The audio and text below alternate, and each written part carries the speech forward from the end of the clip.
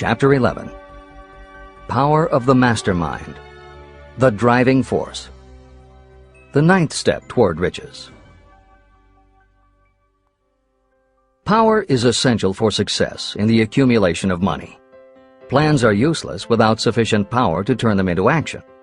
This chapter will describe the method by which an individual may attain and apply power. Power may be defined as organized and intelligently directed knowledge. Power, as the term is used here, refers to organized effort, sufficient to enable an individual to transmute desire into its monetary equivalent. Organized effort is produced through the coordination of effort of two or more people who work toward a definite end in a spirit of harmony. Power is required to accumulate money. Power is necessary to keep the money after it has been accumulated. How can power be acquired? If power is organized knowledge, let us examine the sources of knowledge. Infinite intelligence. This source of knowledge may be accessed with the aid of creative imagination through the subconscious mind, as described in the previous chapters on faith, autosuggestion, and imagination, and as will be elaborated on in Chapter 13, the subconscious mind, and Chapter 14, the brain. Accumulated experience. The accumulated experience of humanity may be found in any well-equipped public library. An important part of this accumulated experience is taught in public schools and colleges, where it has been classified and organized. Editor's comment. The computer revolution and the Internet have had a profound effect upon the quantity of information available and on the ease of access and ability to organize that information. This is the end of the editor's comment. Experiment and research. In the field of science, and in practically every other walk of life, people are gathering, classifying, and organizing new facts daily. This is the source to which you must turn when knowledge is not available through accumulated experience. Here, too, the creative imagination must often be used. Editor's comment. Today, because of the computer revolution and the Internet, publishing and dissemination of information happens so quickly that there is almost no lag time between experiment or research and the integration of those results into available knowledge. This is the end of the editor's comment. Knowledge may be acquired from any of the foregoing sources.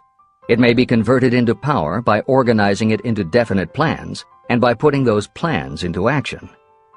If you examine the three sources of knowledge, you will see how difficult it would be if you had to depend upon just your own efforts to assemble all the knowledge you need and turn it into definite plans of action. If your plans are big and comprehensive, generally you will have to get others to cooperate with you if you are going to organize your knowledge so that you can turn your plans into power. Gaining power through the mastermind.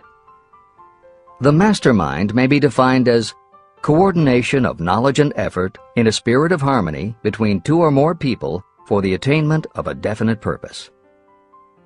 No individual may have great power without utilizing the mastermind. In Chapter 8, Organized Planning, I commented on how to create plans for translating desire into its monetary equivalent. If you carry out these instructions with persistence and intelligence, and use discrimination in choosing your mastermind group, your objective will have been halfway reached even before you begin to recognize it. Editor's comments. In the following section, Hill describes the two kinds of power that an individual can access by assembling a mastermind alliance and working with that group. The first kind of power that he mentions is economic power, which needs no comment from the editors. However, to describe the second kind of power, for want of a better term, Hill uses the term psychic. Because this word has taken on connotations that Hill never intended, this concept deserves clarification before you read on. As is obvious throughout this book, Napoleon Hill was a very practical man. His use of the word psychic in this chapter has nothing to do with seances, fortune-telling, magic, or any other aspect of the paranormal. The word psychic is defined as of or pertaining to the human mind, and Hill uses the term to describe something pertaining to the mind that everyone reading this book has experienced. It is that feeling you get when you are working together with other people. Everyone is very focused on the same goal, and it is going so well that you seem to be in tune with each other. When that happens, you not only work well with the others, but your own work and ideas also seem to be operating on a higher and better plane than usual. This is the end of the editor's comments. So you may better understand the potential power available to you through a properly chosen mastermind group, I will explain the two characteristics of the mastermind principle. One kind of power is economic, and the other psychic. Economic power. The economic feature is obvious. Economic advantages may be created by any person who surrounds himself with the advice, counsel, and personal cooperation of a group of people who are willing to lend him or her wholehearted aid in a spirit of perfect harmony. This form of cooperative alliance has been the basis of nearly every great fortune. Your understanding of this great truth may definitely determine your financial status. Psychic power. What I refer to as the psychic phase of the mastermind principle is a little more difficult to comprehend. You'll get a better sense of the meaning from this statement. No two minds ever come together without creating a third, invisible, intangible force, which may be likened to a third mind. The human mind is a form of energy. When the minds of two people are coordinated in a spirit of harmony, the energy of each mind seems to pick up on the energy of the other mind, which constitutes the psychic phase of the mastermind. The mastermind principle, or rather the economic feature of it, was first called to my attention by Andrew Carnegie. Discovery of this principle was responsible for the choice of my life's work. Mr. Carnegie's mastermind group consisted of a staff of approximately 50 people with whom he surrounded himself for the purpose of manufacturing and marketing steel. He knew little of the technical side of the steel business. His strength was his ability to get others to work together in perfect harmony toward achieving a common goal. Carnegie attributed his entire fortune to the power he accumulated through this mastermind alliance. If you analyze the record of anyone who has accumulated a great fortune, and many of those who have accumulated modest fortunes, you will find that they have either consciously or unconsciously employed the mastermind principle. Great power can be accumulated through no other principle. How to multiply your brain power. The human brain may be compared to an electric battery. It is a fact that a group of batteries will provide more energy than a single battery. It is also a fact that the amount of energy provided by each individual battery depends upon the number and capacity of the cells it contains. The brain functions in a similar fashion. Some brains are more efficient than others. A group of brains coordinated or connected in a spirit of harmony will provide more thought energy than a single brain, just as a group of electric batteries will provide more energy than a single battery. Through this metaphor, you can see that the mastermind principle holds the secret of the power wielded by those who surround themselves with others of great brain power. The following will further define the so-called psychic phase of the mastermind principle. When a group of individual minds are coordinated and function in harmony, the increased energy created through that alliance becomes available to every individual mind in the group.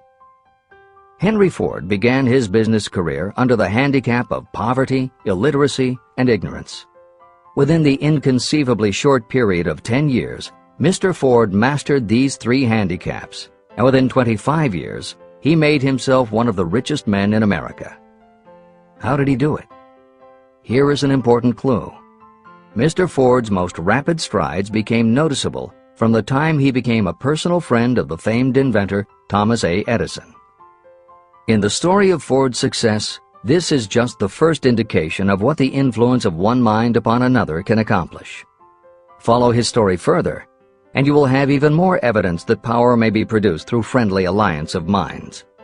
It is a fact that Mr. Ford's most outstanding achievements became even more pronounced later, after he formed the acquaintances of Harvey Firestone, John Burroughs, and Luther Burbank, each a man of great mental capacity. People take on the nature and the habits and the power of thought of those with whom they associate in a spirit of sympathy and harmony.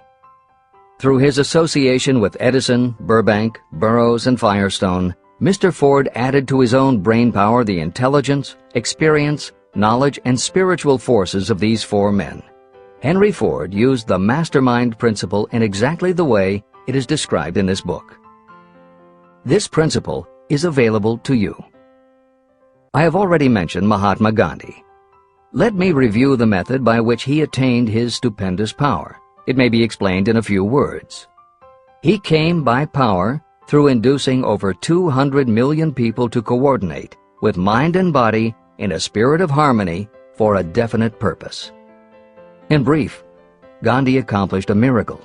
For it is a miracle when 200 million people can be induced, not forced, to cooperate in a spirit of harmony. If you doubt that this is a miracle, try to get even 2 people to cooperate in a spirit of harmony for any length of time.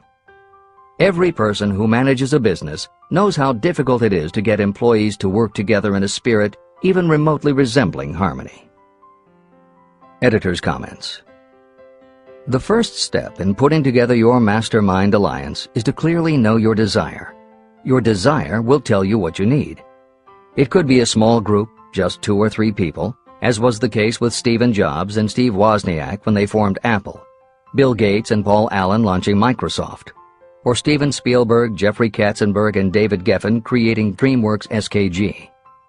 Or it could be a large group, such as the Mastermind Alliance of 30 regional directors of Century 21 Real Estate, which founder Arthur Bartlett firmly believes was essential to the company's success.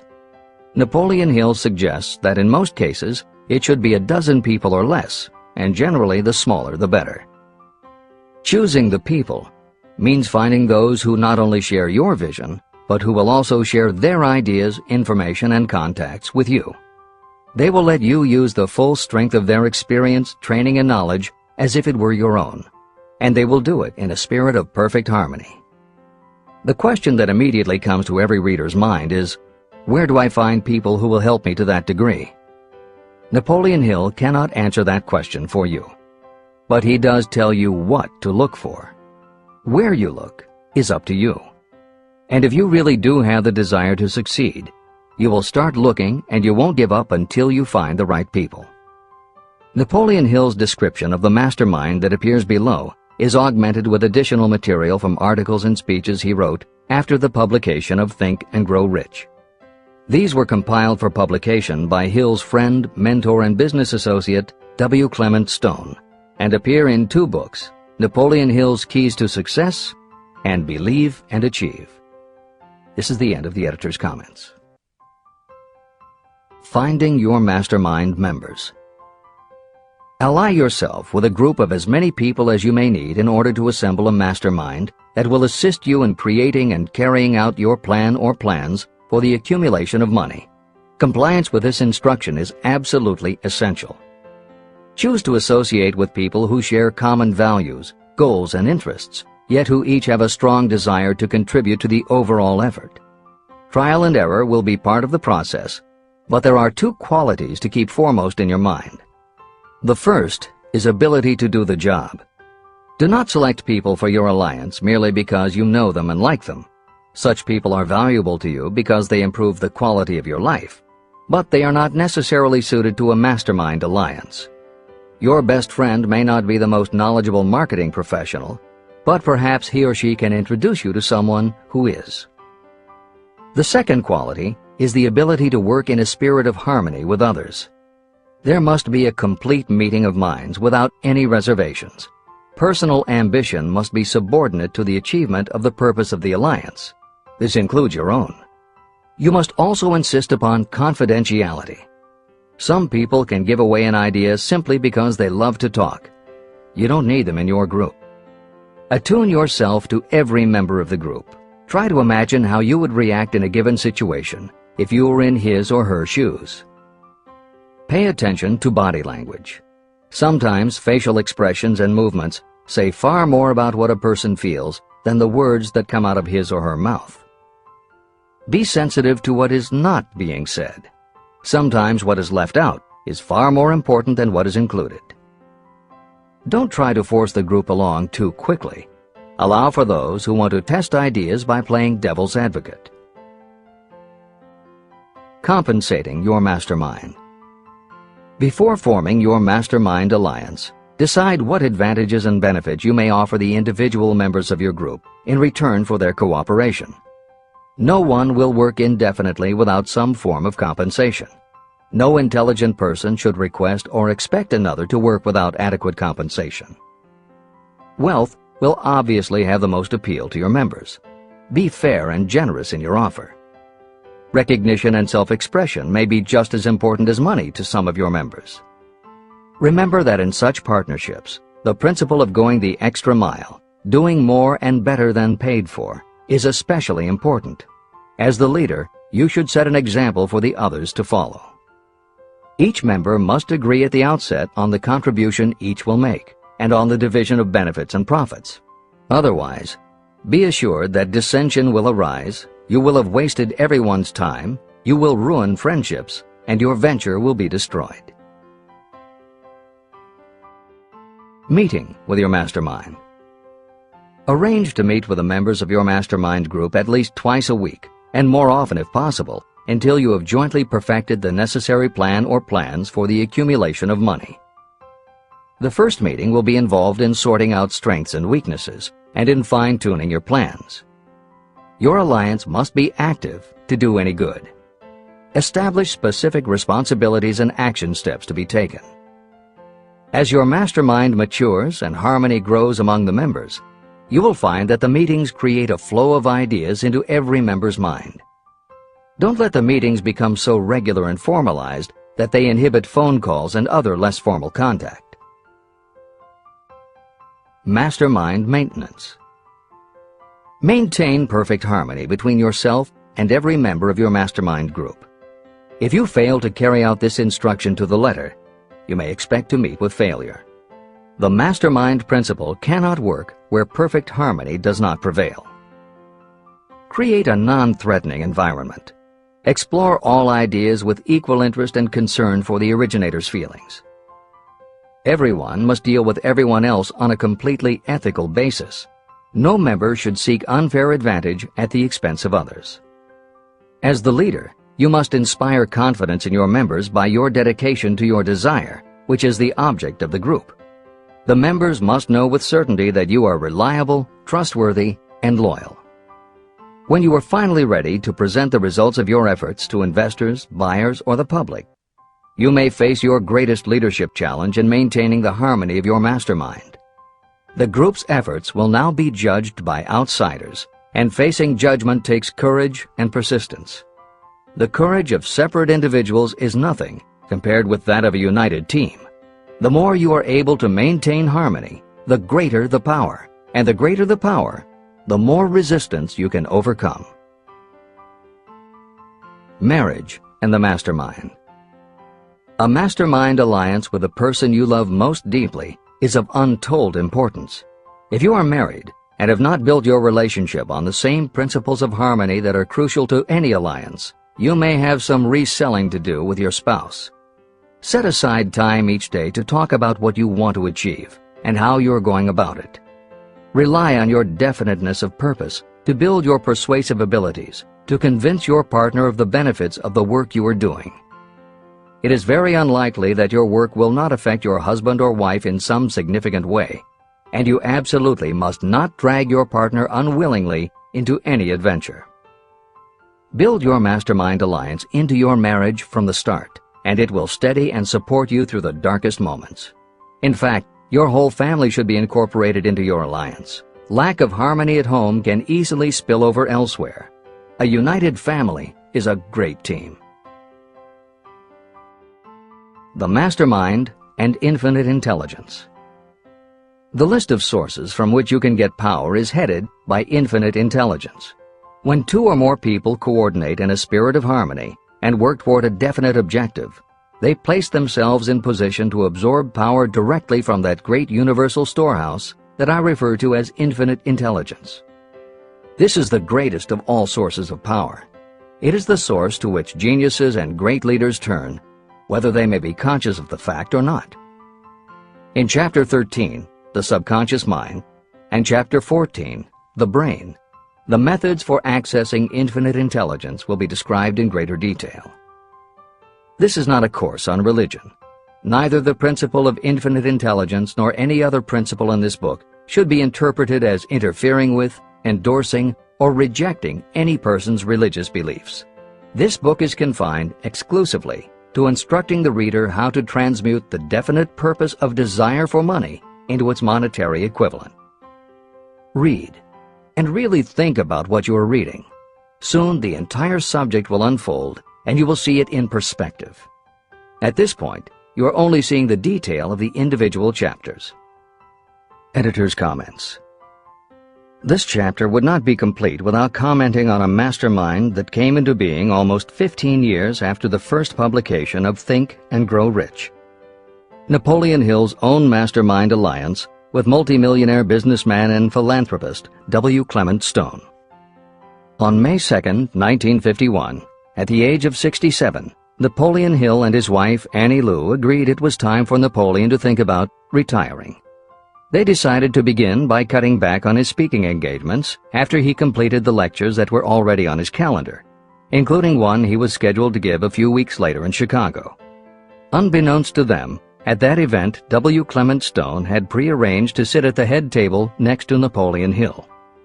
Like Hill, Stone had been born into poverty.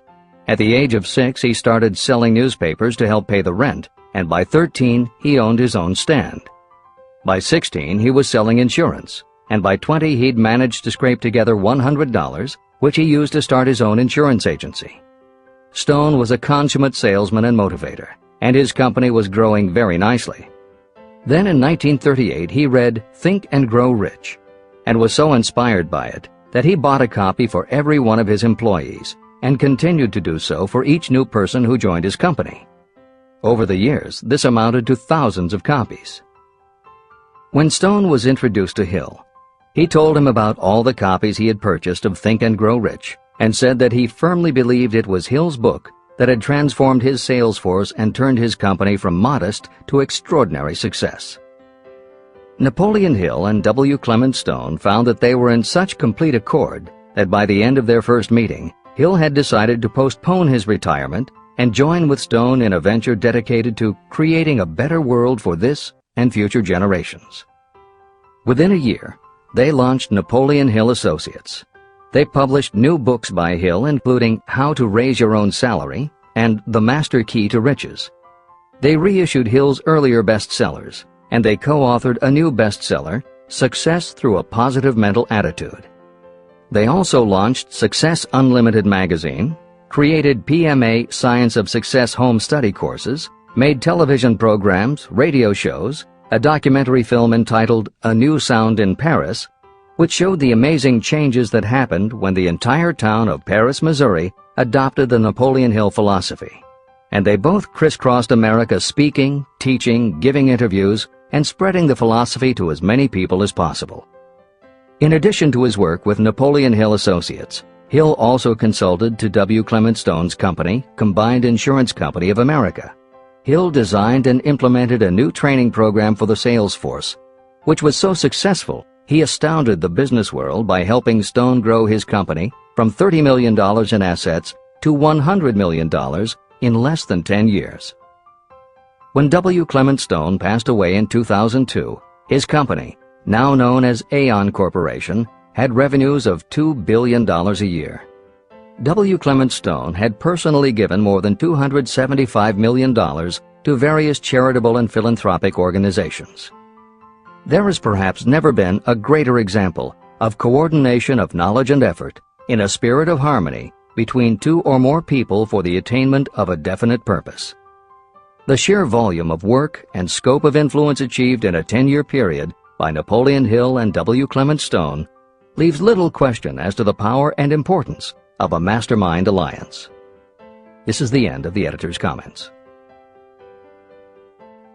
The power of positive emotions. Money is shy and elusive.